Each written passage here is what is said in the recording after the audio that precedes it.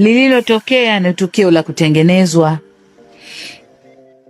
na waliolitengeneza walidhamiria makubwa, walidhamiria kuangusha dola ya nchi hii au ya nchi yetu.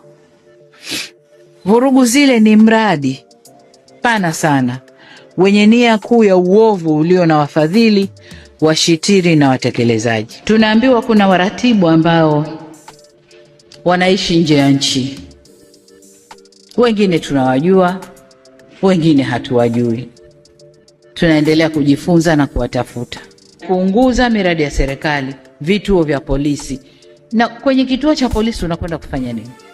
Ni kwenda kuvamia na wapate silaha. Madhumuni ya kuwa na silaha mkononi ni nini? Lakini unaunguza biashara za watu binafsi. Lengo ni nini? Kwa hiyo hayakuwa maandamano, zilikuwa ni vurugu zilizoandaliwa kwa madhumuni maalum. Kama ninavyowaambia, Tanzania ni lango la kuingia Afrika. Tanzania inaweza ikatumika vizuri sana kibiashara. Inaweza ikatumika vizuri sana kisiasa za dunia.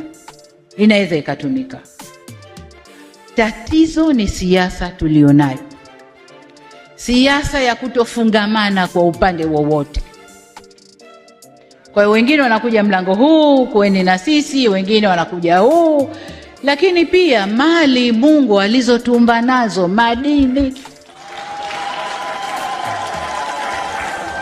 Tanzania sisi tuna hayo madini ambao sasa kuna madini yanaitwa madini adimu duniani. Ndio dunia yote imetoa macho hapo. Pamoja na kwamba yapo kwengine duniani, lakini Tanzania ni moja kati ya nchi ambazo hayo madini yapo na watu wanayatolea macho. Kwa hiyo tunapigwa, tunalembewa mawe kwa vile Mungu alivyotuumba.